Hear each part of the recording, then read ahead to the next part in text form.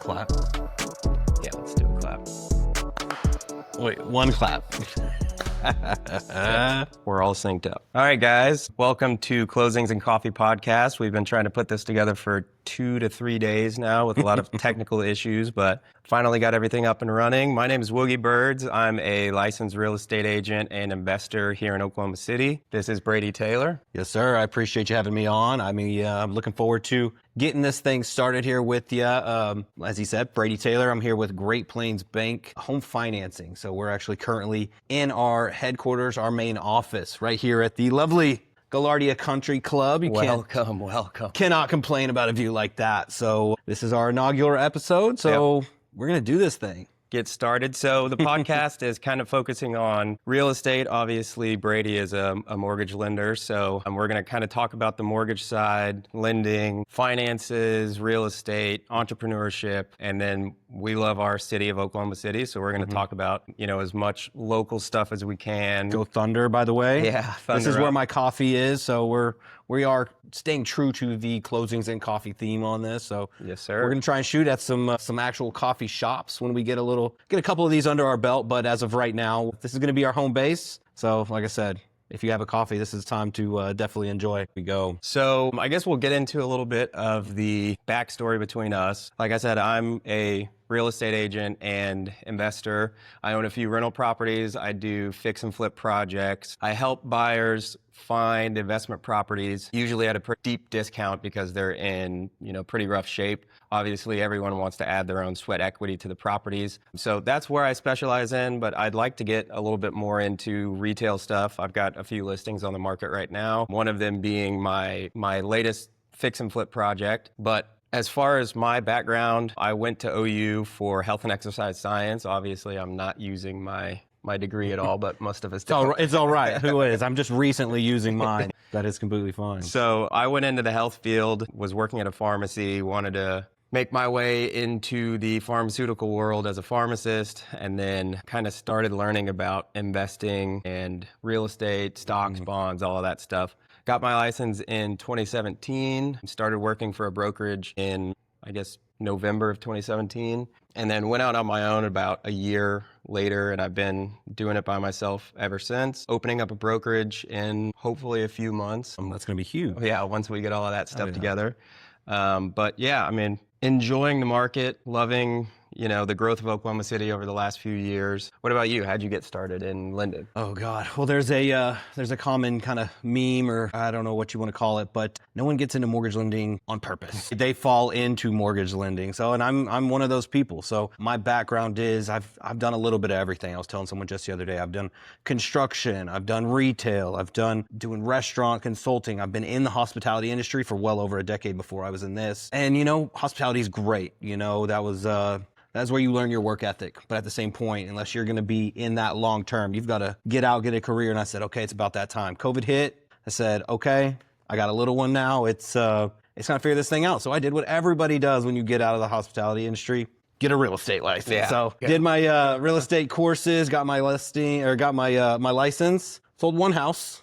It's okay. Sold one house, realized I don't think this is for me. I got headhunted by a former manager here. One of my old sales managers put in a good word for a manager at Great Plains. And he said, hey, you come highly recommended. What do you know about mortgage lending? I said, absolutely nothing. Hey, but you can learn, right? I said, hey, will you help me learn this thing? So he helped me learn it. We went through, the training courses, things like that. And, a little over 4 years later, here I am. And man, I wouldn't have it any other way. It comes with its own stresses. Of course. I'd say, what job doesn't? There's a common saying, choose your hard. And this is my hard. It's a hard job, but it's extremely rewarding. If you can get good at it, you put in that effort, people know that you're going to be a good referral partner, a good person to work with. You can't complain on that. It's a little different than kind of what you do, but that's the reason we're doing this. Yeah. We want to know about what other people do in the real estate industry. But there's so many commonalities in, if you're a mortgage officer, a real estate agent, you sell insurance, all of these professions that are kind of strictly based on your sales and your volume and your commissions and all of that stuff.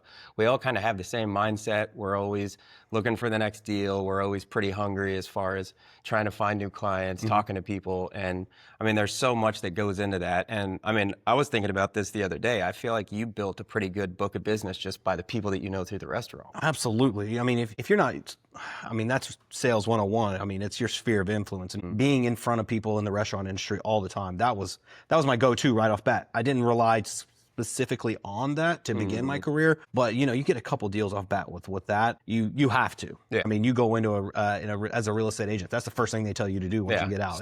What's your circle of 200? And I was like, do I know 200 people? I'm like going through my Facebook and I'm like, I guess I technically do, but at the same point. But no, as you said about the different real estate industries, you kind of need to know what all these other people do, because every transaction you have, I mean, it's dozens of people who actually touch those transactions. I mean, you've got, the faces of the real estate transaction. You've got the real estate agent, you have the buyer, the seller, the listing agent, and then you have the loan officer. But even sometimes the loan officer, you don't even see those people until possibly closing. Let's be real, the vast majority of loan officers do not go to their closings. But I mean, you need to know kind of where all these people stand in that real estate transaction. And I think that's one of the goals of here. We're going to bring guests on. We're going to bring insurance agent. We're going to bring title people on. We're going to bring wholesaler, people that you work with. So investors, real estate agents. Get familiar with the real estate agent as a real estate transaction as a whole. And then let's see how we can help people build their business too. Right, exactly. I mean, there's so many people that we work with that we don't think about, hey, that would be a good guest for the podcast. They know, like an appraiser who appraises commercial buildings, like they've got so much knowledge that I don't know that I don't know. So it's like there's so many people in the entire transaction that we can gain knowledge from. We can help the audience gain knowledge. And I mean, people that are in the business, they also can relate to certain situations. Dude, let's face it, when we got into real estate, you're winging it. Yeah. You're winging it for a good year or two. Like for the first year or two, you're just like, deal for like 8 months. I kind of know what I'm doing, but at the same point, you're like, okay, who's my go-to person to call? Yeah. So this is just getting a familiar, just seeing what all these other people do. I think it's going to be great. Yeah. It's going to be great. And also, I mean, on that note, like any type of business, most of the time when someone starts their own business, they learn the business from somebody. And usually, I mean, just like anybody else, you go get a job somewhere, you learn the ropes from the job, and then you bust out, do your own thing, or try to climb that ladder and, manage people, stuff like that. Right. And it's all so similar, whether it's, a restaurant, a bar, a brewery, someone who owns the establishment, they learn from somebody. So. Right. I mean, hey, you just got to get out there and do it. Yep. Man, that's kind of the heartbeat of real estate, man. You get out there, you shake hands, you kiss babies, you make those connections. You be likable, man. That's the first thing. I think for sure. that's a thing that, everybody watches these shows, these $1 million listings, these Selling Sunset, all that kind of stuff. Man, that's just so far from real life. Oh, yeah. But see, here's the thing. There's agents that are trying to be like that out there. Even here in Oklahoma City, you're like, bro, you do not have a camera on you. You can calm down. Yeah, exactly. So, there's a lot of that. I don't want to say we have like segments on this podcast, but there are some talking points that we want to hit. Yeah, for sure. So, I mean, we've already kind of talked about real estate as a whole, but what are you seeing right now in the wholesaling side in real estate? I mean, in the investment side, obviously, the market's down, the market's up. Investment properties are always going to be selling. So there's always going to be somebody with money that they need to deploy in order to make a return on, whether that be a rental property. A lot of people who invest in rental properties go for cash flow and appreciation. There's some people that just strictly look for appreciation. They buy in an area that they know, I can hold this property for 4 or 5 years and then sell it and make some money. I mean, I work with a lot of people who have large portfolios of rental properties that, they're okay making $200 or $300 a door. Obviously, it doesn't get the bills paid one at a time, but if you've got 70 or 80 of them, it makes sense. You just got to keep them flowing. Yeah, exactly. I would say over the last year, it's been a little bit slower in the market. I mean, as far as probably strictly from the lending side, when rates went up, I mean, obviously that hurts the buyers as far as being able to make a deal work for the numbers as far as cash flow. So, I mean, if you're looking for strictly appreciation, it still makes sense. Obviously, Oklahoma City isn't a rapidly appreciating market. We've Right. seen a lot of growth over the last 5 years, but I think that that's kind of across the board with the United States due to certain things that have happened over the last 5 years. I mean, it's not a New York or San even Francisco. Dallas and stuff like yeah, that. Dallas They're is- getting crazy down there. I was like, I'm gonna move to Dallas when I grow up. Yeah. And I'm just like, oh, I went down there for OU Texas last year. I was like, this is not the same Dallas I remember. No, This is not the same Dallas. But I mean, if you think about, Oklahoma City when we were kids, like when you think of Oklahoma City in 2000, it's like there was nothing downtown. yeah, Bricktown was just an imagination. At Yeah, that there point. was no anything. So, I mean, Right. we've come a long way as a city. Obviously, with that comes higher prices and more competition. I would say maybe 3 to 5 years ago was an insane market, obviously, for everyone involved. Right before I started being in lending. That's when people are like, oh, when did you get in? I'm like, oh, pretty much the worst time ever. Yeah. I mean, but let's say you're working, 8 deals right now? yeah, something like So that. back then you would probably be working 32. Yeah, well, so that's It's like and that's so the- much money in the market. That's the nature of it. I mean, there's a lot of different ways that the mortgage lenders can, make their money. So Yeah. obviously purchase transactions, but there's refis. Count on one hand how many refis are even in the pipeline right now. Yeah. So we're hoping that changes soon. Yeah. We'll dive more into all that, but yeah, hopefully that does change soon. But as far as the Oklahoma City market, I've got a few stats here just kind of based on sales, mainly retail stuff. So median sales price as of June 2025 is around 255,000. Average days on market right now are a little bit higher than we've seen over the previous years at somewhere between 30 and 45 days. That helps buyers. I mean, that means that there's more inventory on the market for them to choose from. Also means that there's probably some negotiating that can be done on the prices, get better deals on 100%. stuff. Yeah, no, it's commonplace right now. I mean, you got to have an agent who's willing to go to bat for you on some of these, and it also depends on price point, things like that. But days on market means it doesn't turn into seller desperation automatically, but it's just they're more willing to negotiate at that point. If you've And got sellers know that too. sellers know that as well. Unfortunately, me Well, as a seller, I know that my house on the market right now is probably not going to go for the price that I have it listed at. Exactly, but there's ways to get around that. You need to sweeten the deal a little bit. But right now, what we're seeing buyers needing is help. They're needing some help. Most sellers, if they've had their house more than 4 years, I'd say they're pretty flush with equity. Not to speak for how they need that money and how they need to use that money for their next house, because I mean, to be honest, when you're moving to your next house, you've got to put that money into it to keep that payment affordable. Right. But at the same point, when you need someone to buy your house, if you can say, hey, I'll give you 2% of my listing price to help cover your closing costs. I mean, we're seeing that common. I'm saying probably 50% of my files are having at least minimal closing costs covered for them. And, that helps. That it's becoming more of a balanced market. Well, that's the thing. We haven't been in a balanced market in so long. So getting more into this balanced market, I mean, the problem is inventory is ticking up, which is going to make it to where, sellers aren't guaranteeing that they're going to sell their house. They're going to offer those lender credits to try to help out. And, we're not a balanced market until our buyers' demand is where the seller's demand to sell is. So our buyers need to want to buy these houses instead of just doing it out of absolute necessity. So if they want to buy a house because they want a bigger backyard, we need rates to come down. And no one has that crystal ball on how those rates are going to come down. I mean, you can see it every day. It's on the news. Jerome Powell said this, Trump said that. I mean, it's one of those things you can predict, but I mean, we've all been predicting over the last couple of years, and unfortunately it's been the same song and dance every 6 months. Rates are going to come down. Rates are coming down. Rates are coming down. But it's one of those things. It's a nomenclature. There's never a bad time to buy real estate. Yeah. It goes up year over year Yeah. No, consistently. absolutely. I mean, and it's a long-term play. I mean, you're not moving houses every single year. Yeah. So I mean, even if prices do come down 1 year, you're still going to be in a good position. Yeah, So definitely. I think it's one of those things. It's moving towards a balanced market is a good thing. And it'll help all parties involved. I mean, obviously, if the market's not as hot as it was, we do a little bit less business, but there's other aspects of the business too that you can kind of pick up the slack with. So. Right. And what I'm seeing with my buyers is a lot of the common theme right now is they have to make a move. So it's either relocation, divorce, family expanding, things like that. It's not just because, they would like to have that bigger backyard. It's they have to. But that's what's going to help is when we get rates to where they can afford to make that jump and they're not increasing their monthly payment by $1,000 for the same thing that they currently have, that's what I think is really going to have a spike in this in the housing market here, especially here in Oklahoma City. We're very rate sensitive here. I mean, you got to look at our cost of living. I mean, we're not up there on that list. No. We're not. Cost of living is affordable, but also is our median average income. So with having that average income, and that hasn't gone up with the rate that prices of houses have gone up. Yeah, so we have to be sensitive on that price compared to some other places. It's just like, what's an extra $1,000? Extra $1,000 here is 50% of your mortgage payment. Yeah. We have to be common on that, and that's kind of the vibe around Oklahoma City right now. Is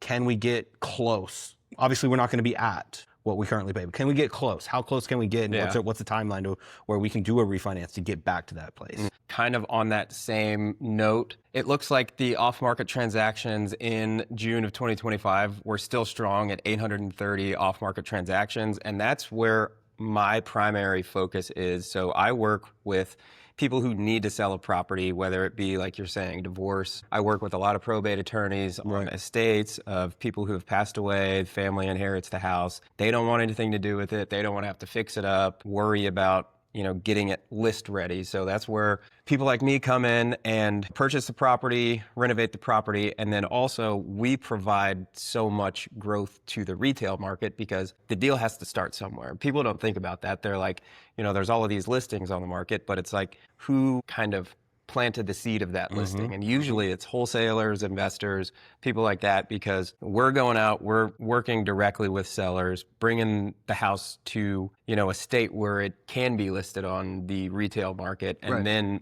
adding that listing to the retail markets. I don't know how you would describe that. It's kind of a linear progression, I guess. It starts with the wholesaler, the investor, ends with a retail buyer who's moving in with a family. Right. Well, like I said, unless it's the necessity where they need the money out of the house, who's the one going and telling them, hey, your house is worth this? Yeah. What could you do with this extra money? And that's where they're like, well, maybe you're right. Even if it doesn't even turn into a wholesale deal where you can find a buyer for that. I mean, it turns into a retail deal where they're like, hey, I'm moving in, with so-and-so. I don't need this house anymore. What do you think my value is on the retail market? So they're selling it and getting out. Yeah. That's where that seed starts. Yeah. So absolutely. I agree. As for your experience lately, you had any crazy closings?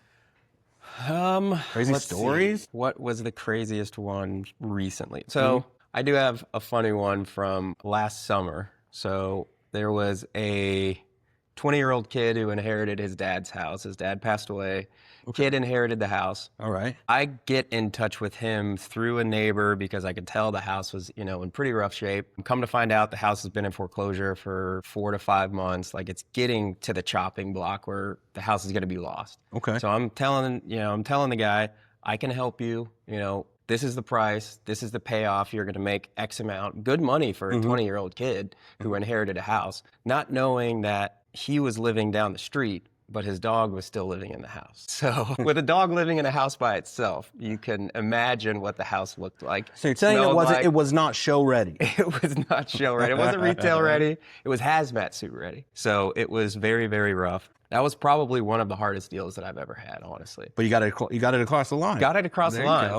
The kid was, a terror to work with, not responsible, saying he's going to do this, doing this. Obviously, you know the issues that people can get themselves into during the transaction process before closing. That's going to be my story. Mine's not a closing story. Mine doesn't end with a happy ending either. We're going to get there. But so, there's so many, but that's the one that comes to my mind. It was a filthy house, to say the least. If there's one thing that you can guarantee in real estate, it's always going to be interesting. Oh, yeah. Always. And problem solving. Problem solving. That's what we do. That's literally why we get paid. Yeah, we're problem solving 24/7. Pretty much like the top of the list of responsibilities. I solve problems. What's the craziest deal I've had to work with? Everyone's crazy, but I think the one that takes the cake, and like I said, doesn't end with a happy, we got across and this person made that money. But I had a client, and we asked enough questions. We don't ask. We're not drawing blood at this point. We're just saying.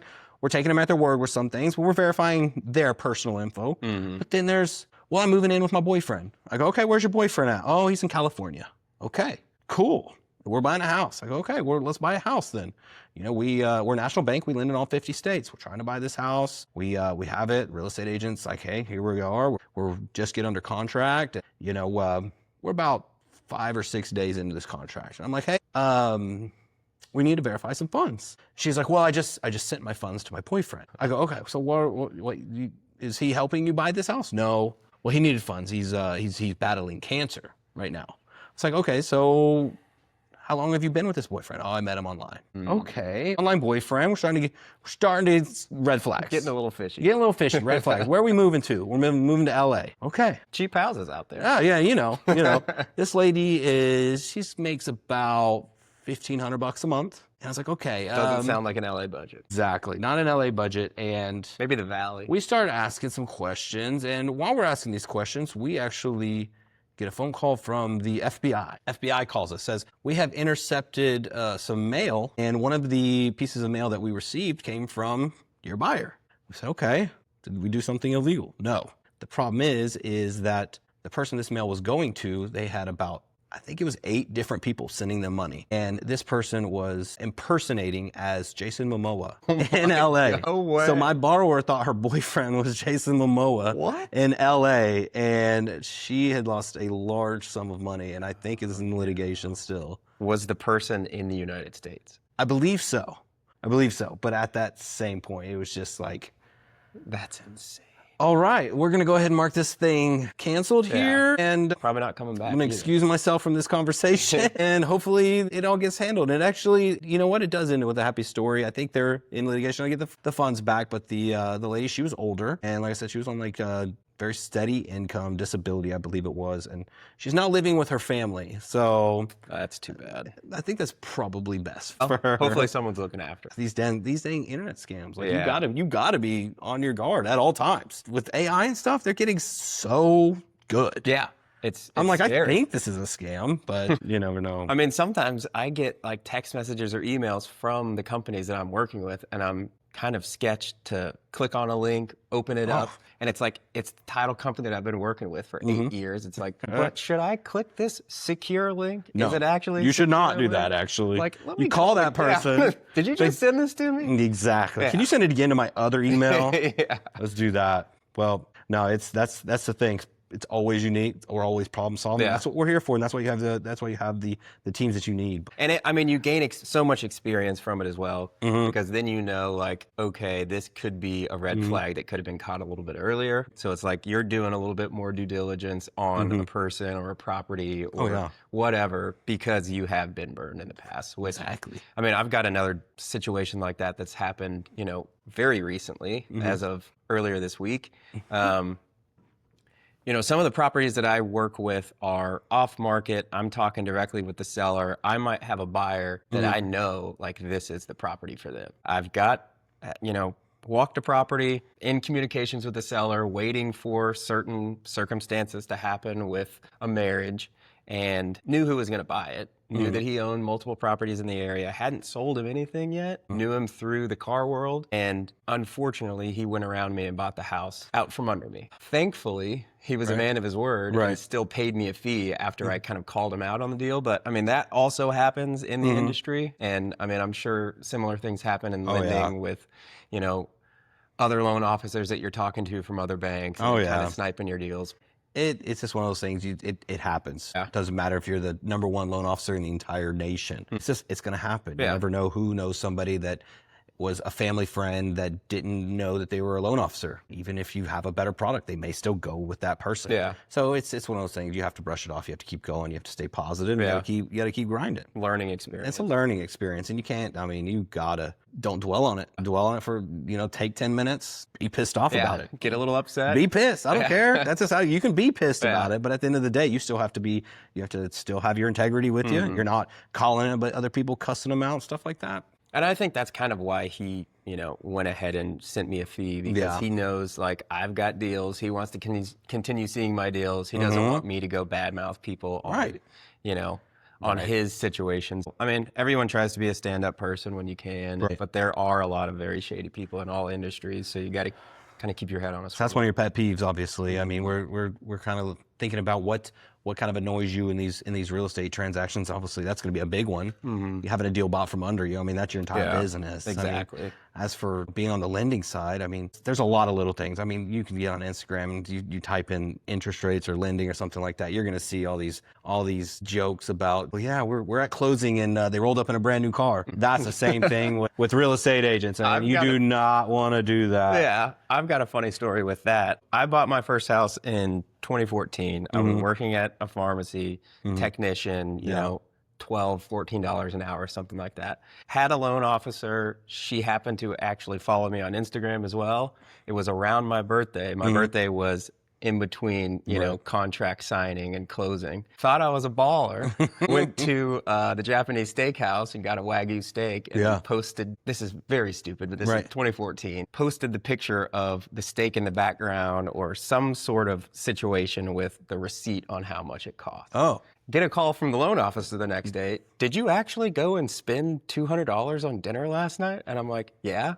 She's like, you need that money in your account. What are you doing? And I used a credit card too. And she was like, we need your credit cards to be low as well. So go pay that credit card off. Get a loan from somebody, or if you have enough money to, you know, we need those credit card balances as low as possible. We need to get that back where it was. Yeah, exactly. There is a level of that, but at the same point, if you're working with a good enough loan officer, I was like 22 years old. See, I can imagine your actual scenario. Let's just say that credit card probably didn't have the highest limit on it to begin with. I think it was like a $600. And that's where the problem lies. I think it was $1,000. If you're taking up 20% of that usability, that will then turn into a thing. I had like 2 credit cards, so that was probably like, you know, 15% of my entire credit on a freaking steak. That's what you can't do. That's what you can't do. We got a little bit higher limits these days. No, absolutely, man. So what do you see in New and Oklahoma City? So there is a 32-acre neighborhood just north of the Paseo.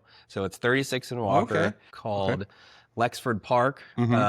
So historically, that area is known for very old, you know, historic architecture, design houses, Tudors, craftsmen, you know, super cool stuff. This neighborhood is going to be a brand new development, 100 single family lots, 27 townhomes. The cool thing is there's 6 different builders that have been chosen for this, and they are staying true to the area. So they're building historic houses. So there's certain parameters on what you can actually build there. Yeah. Okay. So there's going to be craftsman style, Tudor style, you know, all of these historic styles, but they're going to be brand new houses, but in the same area as all of the historic houses. So that seems like a super cool development to me, just because they're kind of staying true to the area, and there's not a lot of new neighborhoods in that area. And with, historic preservation areas, which some of those are, you can't tear down and rebuild in those areas. So it's a unique opportunity, to be honest. Absolutely. I mean, if your speed on your house is, you know, I don't like a new build, I won't live in a new build. I come across a lot of buyers like that. They don't want, it's personal preference. You know, not everybody's personal preference is new, modern, sleek, like white shaker cabinets and quartz countertops. That's not everybody's personal preference. Like it is lacking character sometimes. I mean, you can build it in there, but it just costs money. Oh yeah. Absolutely. So I mean, with this, you kind of get best of both worlds. I mean, it's definitely a higher price point. It's obviously not a starter neighborhood for that area, but I mean, for the demographic, I think that it's going to go very well with who chooses that area to be the spot where they buy their next home. Right. I mean, I'm reading some notes that you have here. 14-acre greenbelt. Yep. Walking trails. You can't, for being centrally located like that. And you're 8 minutes from downtown, probably. Up on the highway. I mean, a brisk walk to Paseo. Yeah, exactly. I mean, go get some sushi, go get some pizza. I mean, you can go hit a nice patio over at Paseo Grill. Yes, sir. Absolutely. That's good. I mean, it's like maybe like another kind of Wheeler district almost. Like, I mean, you got the park over Wheeler there, district is awesome. the brewery. Yeah. That's what we need to do. We'll just put in a brewery right next to it. Yep. I mean, there's breweries everywhere. I love all the local breweries that we have. I did go to the Big Friendly earlier this week. It was a little bit off-putting, but I think it was because it was a Monday evening. That'll happen. Usually that'll happen. Not the best time to go hang Not a out whole lot at of the brewery. sports on right now. Yeah, Where, exactly. you know, we had to go ahead and win the championship for basketball. So that one. now we're just trying to figure out what OU and OSU's football teams are going to do. Exactly. Got a couple of months before that starts up. Yes. It will be fun. I think I saw 7 weeks until we can determine if Mateer is going to be a city saver or city killer again. I think all of us OU fans are a little pessimistic on what's going to happen. Yeah. SportsCenter thinks we're doing great. ESPN's like, hey, this is the team to watch. As long as the national news likes it. If you're a true fan, you're like, I'm not going to get my hopes up right now, but I think, hey, we'll still be rooting for them at the same time. Definitely. Man, so this is the first podcast. Yep. What do you think, man? I think we did all right. Yeah, not too bad. With the technical difficulties over the last couple of days, it's been a little bit hard to It could have been keep worse. it pushing. Oh, yeah. It could have been a lot worse. But, thankfully we have some people in the office that have also donated helped out lights to us. Exactly. The beautiful golf course casts off too much light and you can't see our pretty faces. So when are we going to do one of these from out there? I mean, we can do. I'm going to set up a couple of these cameras on a golf cart. Maybe a mobile stream on the golf cart, little live stream action. Why the hell not? So you can see my trash swing live. We're going to do that. That's kind of one of the goals of this podcast. We're not going to be stuck to this area. Yeah. We're going to be out and about. Yep. We've got it looks intense looking at it, but it's pretty mobile setup. Yeah, definitely. Hey, we're gonna go to some places. We're gonna go to some coffee shops. Shops, breweries, restaurants, parks, even maybe a little fall scissortail park action when it's not feels like 100 degrees outside. I'm not sweating through anything while we're doing this, but no, I mean it's just kind of what we want to talk about. I mean, we're gonna try and put one of these out every week. Talk about real estate, what's new in real estate, what's new in Oklahoma City. I mean, what happened the other day with your PCA, right? The Porsche Club of America? Actually, I did want to talk about that. Yeah. Thanks for bringing it up. Porsche Club of America is here right now. They have a week-long parade every year, and they choose a different city every year. They've been doing it. This is the 70th year, and miraculously, they chose Oklahoma City on the year that we went. We're on the map now. We're everywhere. Porsche knows we're here. Porsche knows we're here. So there's 2,000 badass cars around the city right now. If you're a Porsche person, go take a look. Probably seeing them. Do a little drive around. Like top of the line Porsches. Oh yeah. I mean, the one I sent you, the $500,000 over MSRP. Over MSRP. It's that's already touching a $350,000 yeah, car. so that's touching $1 million. $1 million for a Porsche. 911. Maybe. A regular person just be like, that's probably about what, 150? Yeah. No, that's also something that I hate. No one knows the difference between any of the Porsches. Exactly. Like, what Porsche is that? And I'm one little badge, and you don't realize that that's one of 350 that's ever made. Exactly. Oh yeah. Fun fact: I found out that my car is. There could possibly be less than 30 of my generation in my color in the United States. And yours is the green, right? Rainforest Green Metallic 996. I didn't know it was that rare. I mean, I knew it was a rare color, and that's the reason that I bought the car. Gotta make sure everybody knows from here on out. But so, hey, little appreciation there off of the color code. There you go. But yeah, I mean, I think this went great as far as, little first run. Well, let's hear it from them. Let's see all 7 viewers that we're going to watch on this one. So we'll have 4. My wife, his wife. Yes, exactly. Our expectations aren't very high, but hey, we're shooting things. As long as we can pump out content, get it put we're in real estate. Everything is content. So we're going to get some content out of this thing, and let us know what you want to talk about. I mean, we've got some things here ChatGPT's given us. Deal of the week, loan hacks of the week, coffee confessions, this or that. I mean, I'm in. These things, we can get funky with this thing. Yeah, definitely. And if you are looking for a lender, obviously, your boy. Yes. Brady Taylor, Home Loans on Instagram. Great Plains Bank. We have the team. We have the bandwidth. We can handle whatever you have. So, if you have any questions on, do I approve? What's my monthly payment look like? What's our timeline? What's a price point that I should be looking at for this monthly payment? Hey, can I afford to upgrade here? I mean, like I said, you having a kiddo. I got one coming in about 3 weeks. Yeah, so, coming up. Number three. Nice. So we might have the little bags under the eyes. So we might actually be having some big coffees next time. You're used to it, third time's the charm now. That's what I'm saying. We're pretty prepared. But yeah, any of those type of questions, I mean, reach out. It's free. You don't know what you don't know. So have those questions. See, I mean, what kind of equity am I looking at over the next couple of years? Are these rates going to come down? If so, is the value of these houses going to go up? If I wait, what am I going to be paying on the same house in 2 years? If rates go from a 7 to a 4, which I don't know if you saw Trump talking about that. He's saying, I want to drop rates 3% overnight. We would love that. We would love that, but we've seen how that works out. I mean, we dropped them 1% overnight for COVID, and I think we're still feeling the effects of it. I mean, that's the hard thing too with real estate. I mean, obviously, when the rates come down, the prices go up. Right. But the rates went way up, the prices didn't come down. There's some sort of disconnect there in that is the problem. The situation, but Also, if you're looking for a home, if you're looking for an investment property, if you're looking for an apartment complex, self-storage facility, multiple rental properties at the same time, holler at me because Yes. I can help you out with all of that. If you're looking to Mr. sell a Birds. house, if you're looking to buy a house, if you're looking to move your grandma into a nursing home and she has a house that she's owned for 60 years, holler at You me. got it. That's me. We're the pros. Just say you got the Like to pros. think. We are the pros. All right, man. Well, thanks for checking out Closings and Coffee. Yes. We should have another episode out in about a week. Drop comments, like, follow, subscribe, all of Yeah. that good stuff. I believe we're going to put it on the YouTubes. Yep, we'll be on YouTube. I'm actually going to get a TikTok for the first time. And I'm going to grow like an that. audience on TikTok. And then let's get it on Spotify. Spotify. I mean, we got to hit all of them. iTunes. Yeah. No excuse. Apple Podcast. Whatever you use, it'll be there. Yeah, we're going to have an RSS feed out to all of them. I love it.